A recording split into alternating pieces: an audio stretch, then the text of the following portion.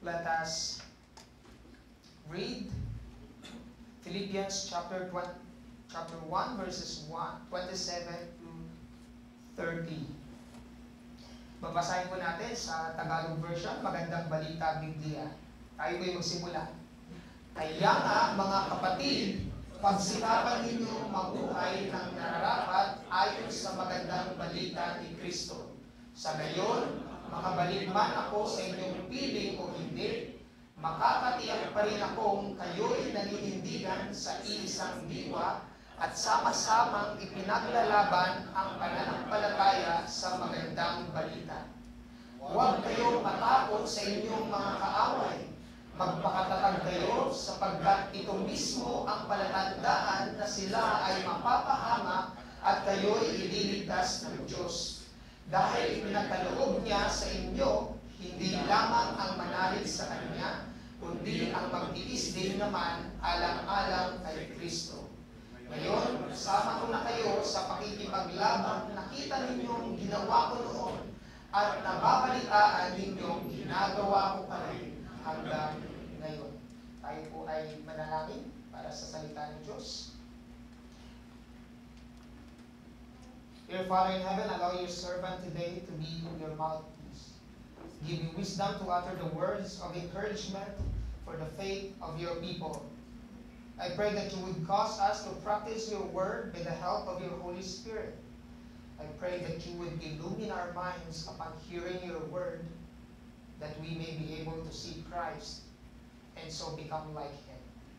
God, we ask these prayers for one purpose, to the praise of your glory. In Jesus' name we pray. Amen. Pwede na po tayo po, mga kapatid.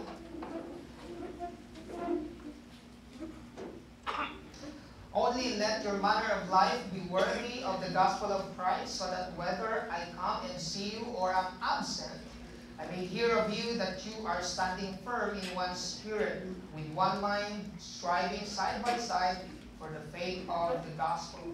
And our verse for today, and not frightened in anything by your opponents. This is a clear sign to them of their destruction, but of your salvation, and that from God. For it has been granted to you that for the sake of Christ, you should not only believe in Him, but also suffer for His sake. Engage in the same conflict that you saw I had, and now hear that I still have.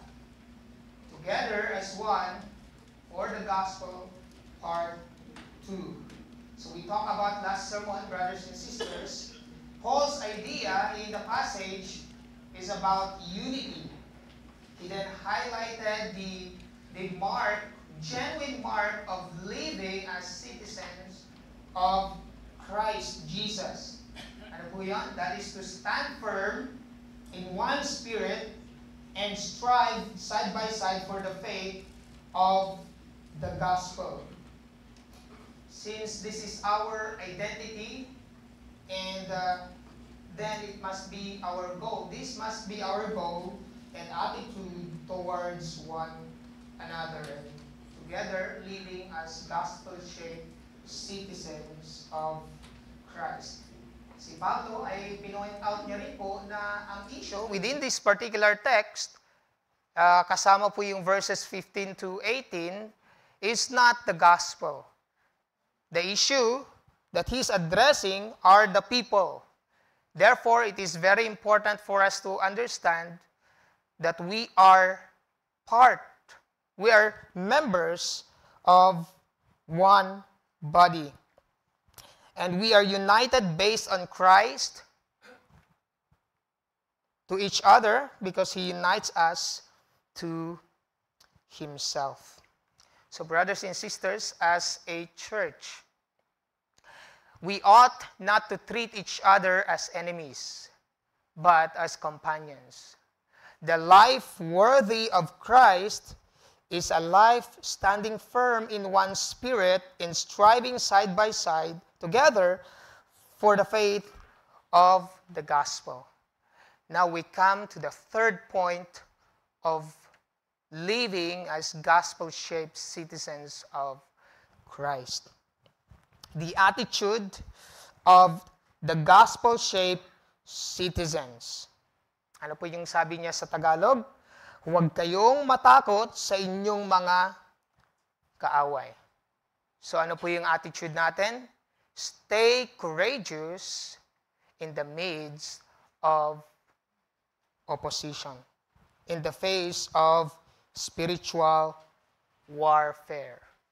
Ang sabi niya po dito sa ESV version, English Standard Version, sabi niya po dito, and not frightened in anything by your opponents. Yung frightened po dito, in other words, ay do not be scared of your enemies. Do not be afraid of what they can do. Or do not be terrified by what they can say. In a positive sense, mga kapatid, stay courageous in the face of spiritual warfare. Ano po ba yung kinakatakutan ng mga audience ni Paul? Yung mga taga-Philippians or ng mga Kristiyano? At in-encourage sila ni Pablo na huwag kayong matakot. Ano ba yung mga posibleng katakutan nila? Isang halimbawa po ay beatings and imprisonment. Let's take a look at Acts chapter 16 verses 19 to 24. Kung maalala niyo po, yung unang pagkakataon na pumunta sila Pablo sa Philippi, hindi po ba merong nakasama, hindi po ba merong isang slave girl doon na pinagkakakitaan mismo sa kanyang pagdideceive, pagiging manghuhula. Ano po? At noong nakita ni Pablo na disturbing na itong demon-possessed girl na to, ay pinalayas niya yung masamang espiritu. Nawala na ngayon yung pinagkakakitaan nitong amo ng slave girl. Ano po yung ang nangyari? Tignan natin sa verse 19. Nang makita ng mga amo ng bata na nawala na ang kanilang pagkakakitaan, sinunggaban nila sina Pablo at Silas.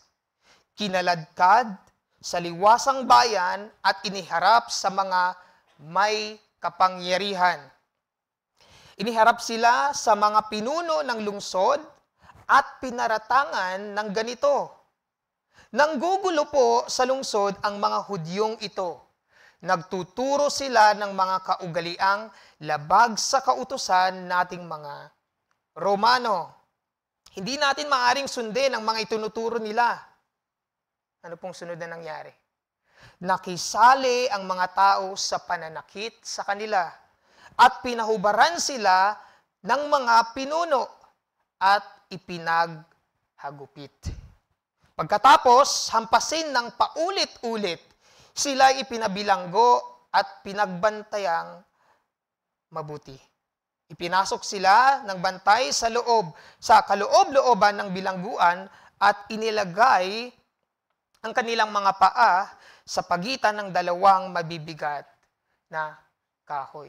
Can you imagine that, brothers and sisters? Meron na pong shackles, yung kanilang paa ay ipinasok pa sa loob ng kahoy. Talagang hindi na po sila makakatakas. But how did Paul and Silas responded to this situation? Beatings and imprisonment. Instead of complaining, Paul and Silas, in verse 25 of Acts 16, were praying and singing hymns to God. At ito po ay totoong nangyari dahil may mga witness. And the prisoners were listening to them. Sa ibang bansa po, marahil sila'y nakakaranas na po nito. Dito po sa Pilipinas, ay madalas hindi po natin nararanasan. Paano po mga kapatid, kapag dumating na po tayo doon? Merong physical persecution o marahil ilan sa atin ay nakakaranas na. Sa panahon sa Pilipinas, more on verbal and social persecution pa lang. Halimbawa, magsalita ka lang patungkol sa gender o di kaya patungkol sa LGBT. Ano pong gagawin sa atin? Tatakwil po tayo. O di kaya ika-cancel culture na po tayo kaagad. O halimbawa, magsalita ka na ang Panginoong Hesukristo lamang ang daan at lahat ng ibang daan ay patungo sa impyerno. Ano pong sasabihin nila? Uy, unloving ka? Parang hindi ka naman Christian. Kagaya ng prayer kanina na some leaders of the church na nagsasabi na all roads are good and leading to salvation. Hindi po totoo iyan. Tayo po mga kapatid, ano po ang nararanasan nating oposisyon sa pagiging Kristiyano? O sa pag-stand natin in the Christian values? Paano po kayo nagre-respond?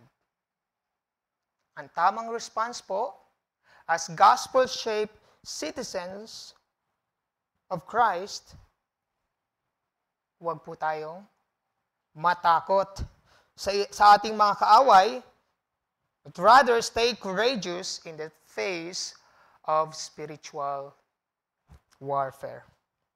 Halimbawa po, meron pong sasabihin na masasakit sa inyo, or hindi maganda.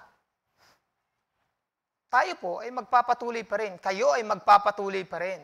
Bakit? Hindi po kayo natatakot.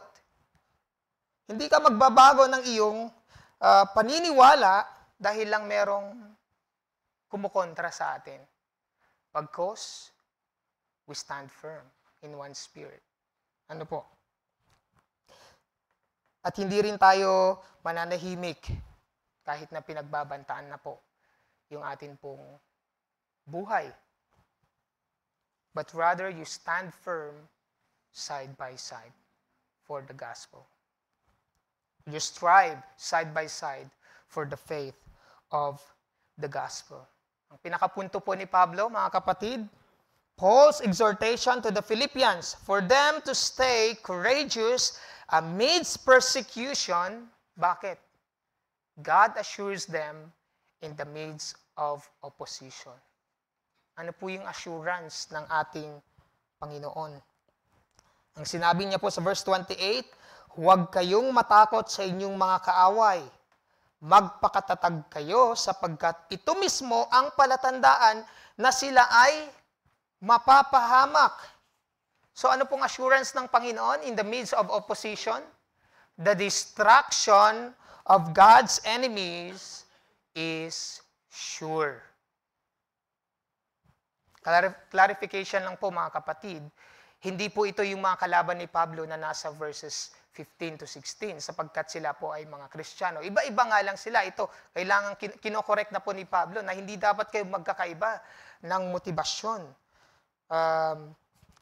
patungkol sa inyong behavior or towards one another as one body. But rather, you must be united. Paul had in mind those who preach different gospels, the false teachers, and those who oppose the true gospel. These opponents will be destroyed by God. Ano po yung sinabi diyan? This is a clear sign to them of their destruction. Yung destruction po diyan ay hindi po mamamatay yung mga kalaban ni Paul at that moment, from that moment. Hindi po, o malilipol sila. Bagkos, yung destruction po dito, ang ibig sabihin ay eternal destruction.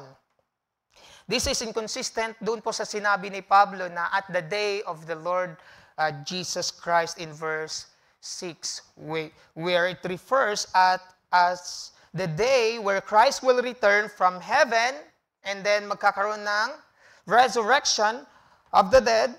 He will raise the dead and hold the final judgment and perfect His kingdom. Eternal destruction. Ang sabi po ni Dr. John MacArthur sa kanyang commentary here in this particular verse, ang sabi niya, however serious their conflict might be, they were not to be alarmed because the very fact that they were being attacked because of the gospel was proof that their opponents were headed for destruction. But it was also a sign of believers' eternal salvation. Both signs are from God. The first to mark out His enemies, the second to mark out His children. Kaya nga po mga kapatid, hindi dapat tayo matatakot sa kanila. Sino dapat ang dapat nilang katakutan? Ang sabi po sa Matthew chapter 10 verse 28, huwag ninyong katakutan ang pumapatay ng katawan, ngunit hindi naman nakakapatay ng kaluluwa. Sa halip, ang katakutan ninyo ay ang Diyos na may kakayahang pumuksa ng katawan at kaluluwa sa impyerno. So rather than succumbing, brothers and sisters, in the fear of the enemy, you must have fear in God who can destroy all by His wrath. Another example po, mga kapatid, biblical example to stay courageous because of God's assurance regarding the enemies. Sabi po ito ni Pablo sa 2 Thessalonians chapter 1, verses 4 to 10. Dito po ay klarong-klarong ipinaliwanag niya yung kanila pong eternal destruction. Kaya nga ipinagmamalaki namin kayo sa lahat ng mga iglesia ng Diyos dahil sa inyong pagtitiis at pananampalataya sa gitna ng mga pag-uusig at mga kahirapang dinaranas ninyo. Ito na po yung assurance. Ang lahat ng ito'y nagpapatunay na makatarungan ang paghatol ng Diyos upang gawin niya kayong karapat-dapat sa kanyang kaharian na siyang dahilan ng inyong pagtitiis. Gagawin ng Diyos ang nararapat. Tiyak na pahihirapan niya ang mga nagpapahirap sa inyo. Kayo namang mga nagtitiis ay aaluin niyang kasama namin kapag ang Panginoong Hesus ay inihayag na mula sa langit kasama ang kanyang mga makapangyarihang anghel na may naglalagablab na apoy. Parurusahan ang lahat ng hindi kumikilala sa Diyos at hindi sumusunod sa magandang balita ng Panginoong Hesus. Magdurusa sila ng walang hanggang kapahamakan at mahihiwalay sila sa Panginoon at sa dakila niyang kapangyarihan. Mangyayari ito sa araw ng kanyang pagparito upang tumanggap ng papuri mula sa kanyang mga hinirang at ng parangal ng lahat ng sumasampalataya sa Kanya. Kabilang kayo roon sapagkat sinasampalatayan ninyo ang patutuong ipinahayag namin sa inyo. Ano po ang pinakapunto mga kapatid? Stay courageous because you are on the winning side and your enemies are on the losing side. Although tayo po ay mapipersecute, magsasuffer tayo, pero temporary lang po yun. Pero yung nagpe-persecute po sa atin, magsasuffer po sila ng pangwalang hanggan. Excuse me. They will eternally suffer because of their sin. Again, yung akala po nilang tagumpay, ay yun pala ay tanda or marka ng kanilang katapusan. At sa atin naman pong mga Christians, na ang akala natin ay tanda, ay talo na tayo, pero ito pala ay marka ng ating kaligtasan. Kaya huwag po tayong matakot sa mga kaaway. Sila dapat ang matakot sa paghahatol at pagpaparusa ng Diyos sa kanila. Ito po, mga kapatid, ang ating katiyakan sa ating mga kaaway. Pero ito rin ay katiyakan ng ating kaligtasan sa gitna ng oposisyon. Tignan po, again, ano po ang assurance ng Diyos sa gitna ng oposisyon? Ang kawakasan or the destruction of God's enemy is sure, but the salvation of God's people is secure. Ano po yung sinabi niya sa verse 29? Dahil ipinagkaloob niya sa inyo, hindi lamang ang pananalig sa Kanya. So ano po yung pinagkaloob niya? You have been granted the gift of faith. Yung ideya po ng Biblia, mga kapatid, sa patungkol sa kaligtasan ay being saved from the penalty, from the power, from the presence, and the pleasure of sin. Pero dito po sa ating particular na text, ngayong umaga, Paul described the future salvation, the sum of benefits and blessings which Christians, redeemed from all earthly ills, will enjoy the visible return of Christ and heaven in the consummated and eternal kingdom of God. Future event din po, kagaya ng destruction ng ating mga kaaway. Paano po ba tayo naligtas, mga kapatid? By grace, through faith. Ito po ang sinabi ni Pablo sa Ephesians 2:8 and 9.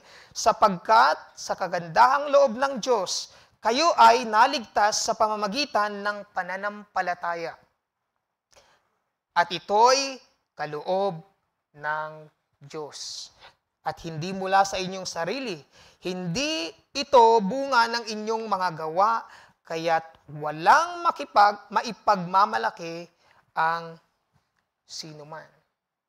Bakit po ba tayo, mga kapatid, nagkaroon ng pananampalataya?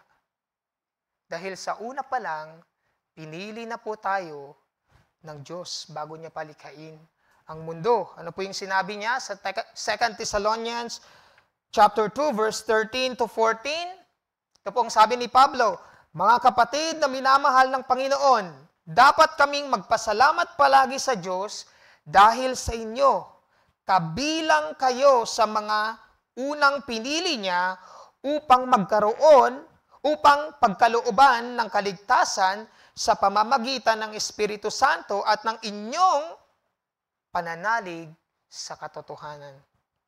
Tinawag kayo ng Diyos sa pamamagitan ng magandang balita na ipinahayag namin sa inyo upang makasama kayo sa kaluwalhatian ng ating Panginoong Hesukristo. Praise God. It is wonderful gift, brothers and sisters, to believe in Christ, knowing that the gift of salvation, the gift of faith, is part of His salvation. Pero meron pong another blessing. The privilege to suffer for Christ. The gift of faith and the privilege to suffer for Christ. Ito pong sabi niya sa verse 29. Dahil ipinagkaloob sa inyo ng Diyos, hindi lamang ang manalig sa Kanya, kundi ang magtiis din naman alang-alang kay Kristo. So you have been granted the gift of faith. Number 2, you have been granted the privilege to suffer. So ano pong punto, mga kapatid? Yung suffering po natin, part of God's assurance of our salvation is not only faith, but also suffering for Christ's sake. Isang magandang halimbawa po ay si Peter and John suffered. Ito po, nakareceive po sila ng banal na Espiritu at nakareceive din po sila ng pananampalataya. Ano po ang sumunod? Suffering. In Acts chapter 5 verse 40 to 42, pinapasok nilang muli ang mga apostol at matapos ipahagupit at pagbawalang mangaral sa pangalan ni Jesus, ang mga ito'y pinalaya. Nilisan ng mga apostol ang kapulungan at sila'y, ano pong response nila? Sila'y galak na galak sapagkat minarapat ng Diyos na sila'y magdanas ng kahihiyan alang-alang sa pangalan ni Jesus. At araw-araw sa templo at sa mga bahay-bahay, walang tigil silang nagturo at nangaral ng magandang balita tungkol kay Jesus, ang Kristo. Can you imagine this, brothers and sisters? Yung mga Jews wang naghagupit sa kanila.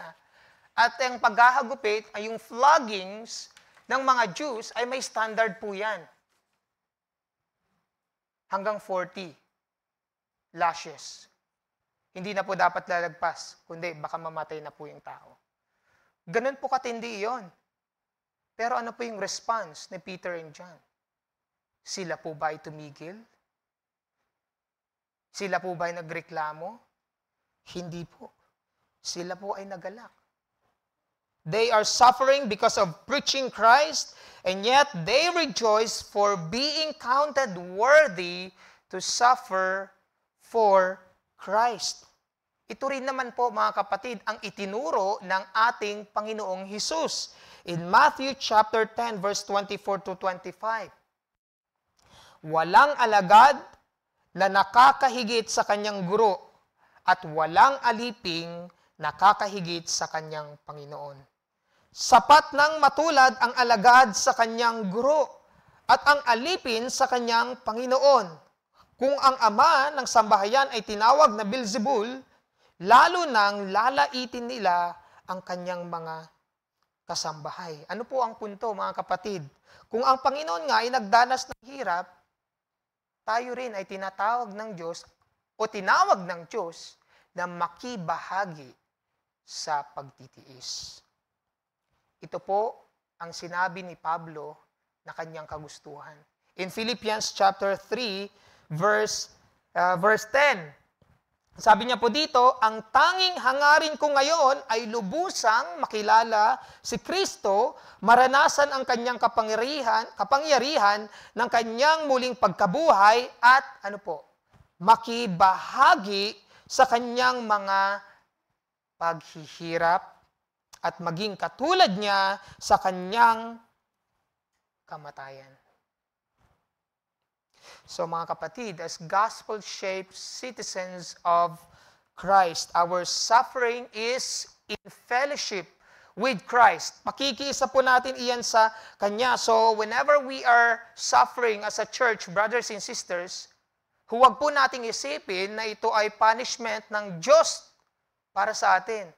Bagkus ito po ay pribilehiyo. Privilege po ito sa atin na kanyang mga anak. Bilang simbahan, kayo po ba ay nag-i-evangelize pa rin? Natigil na. Bakit po kaya natigil? Dahil po ba busy tayo? Dahil po ba wala na po tayong panahon? Wala na po tayong oras? O hindi kaya, hindi natin alam yung gospel? O baka tayo po ay natatakot? O baka ayaw nating magtiis? Ayaw nating mag-suffer?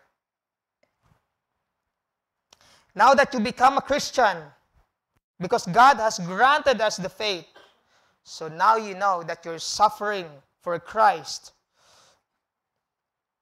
For Christ's sake is a part of the Christian life. Parte po ito ng ating pagkakristyano. It is God's assurance of your salvation. That's why we should not fear the enemies of the gospel. Ito po yung ating encouragement dito, mga kapatid. Since you have this assurance of salvation and assurance of the enemies destruction, we should be all the more witness for Christ. We should be bold in sharing the gospel. tayo po ba ay nagsishare pa rin po ng gospel? Ngayon, sino po ang gusto nating sharean this week? Sino po ang ating iibintahin sa church, sa HFG, sa Bible study, o sa ating mga groups of fellowship? Paano po yung ating pamilya? Sa school, sa community, sa workplace, sa businesses, o pagsakay mo ng Grab, sa driver, tayo pa rin po ba ay nagsishare ng gospel? Kung ginagawa po nyo ito, or kung ginawa po natin ito, at kayo'y nagdanas ng paghihirap, mawawalan ng kaibigan, or hindi ma-promote sa trabaho, or humina yung business, sa panahong iyan, mga kapatid, balikan po natin ang pangako ng Diyos. The destruction of God's enemies is sure. The salvation of God's people is secure. Even Christ, He will not suffer on the cross if He did not preach about the kingdom. And if He did not suffer, He will not be crucified and save us from our sins. Kung plano po ng Diyos na iligtas niya ang kanyang mga pinili sa pamamagitan ng paghihirap ng ating Panginoong Hesukristo para iligtas niya ang kanyang mga hinirang, tayo rin mga kapatid, mga anak ng Diyos, mga pinili ng Diyos, ay dumaranas ng paghihirap para ipangalap ang magandang balita para sa kaligtasan ng mga hinirang ng Diyos. Ito po ang sabi ni Pablo. 2 Timothy chapter 2 verses 10 to 13.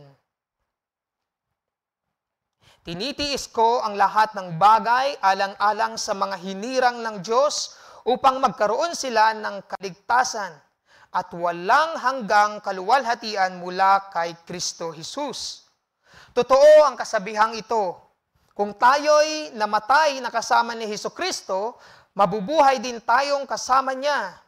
Kung tayo'y nagtitiis ng hirap sa mundong ito, maghahari din tayong kapiling niya. Kapag itinakwil natin siya, itatakwil rin niya tayo. Kung tayo man ay hindi tapat, siya'y nananatiling tapat pa rin, sapagkat hindi niya maaaring itakwil ang kanyang sarili. Mga kapatid, kapag dumating po ba ang Panginoong Hesukristo ngayon, ano po yung madadatnan niya sa CBCM? As a church, let us stand firm in one spirit. Let us strive side by side for the faith of the gospel. Let us stay courageous in the midst of spiritual warfare. These are the genuine marks that we are living as gospel-shaped citizens of Christ's kingdom.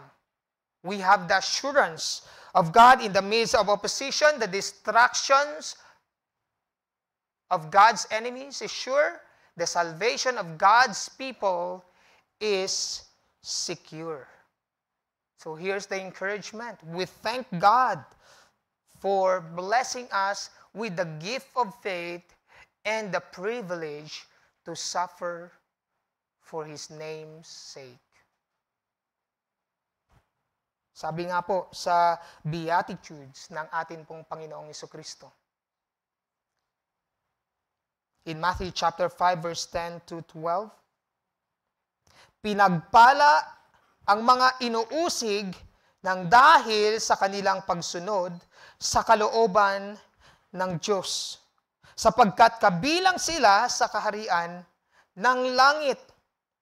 Pinagpala ang mga nilalait at inuusig ng mga tao at pinaparatangan ng mga lahat ng uri ng kasamaan na pawang kasinungalingan nang dahil sa akin. Magsaya kayo at magalak sapagkat malaki ang inyong gantimpala sa langit. Alalahanin ninyong inuusig din ang mga propetang nauna sa inyo. Again, mga kapatid, kapag dumating po ang Panginoon, ano pong madadatnan niya sa atin? Tayo po'y manalangin. Dakilang Diyos, maraming salamat sa inyo pong kaligtasan. Kami po ay may kasiguraduhan sapagkat sinabi niyo po ito sa inyo pong salita at dahil po sa mga sinyales na ibinigay niyo po sa amin sa distraction po ng amin pong mga kaaway, ang mga umuusig po sa inyong mga pinili, sa mga nangangalap po ng magandang balita. Panginoon, sa gabay ng iyong banal na Espiritu, empower us to share the gospel, to be bold in our witnesses, and to be faithful in obedience to your great commission to make all nations, to disciple all nations. We commit to you, Lord, each member of CBCM. We pray that you would be pleased as we obey your word, as we unite with one another, as we strive together with a one purpose of glorifying you and doing our responsibilities as gospel-shaped citizens of your kingdom. In this we pray, in Jesus' name, Amen. May I ask the congregation to stand?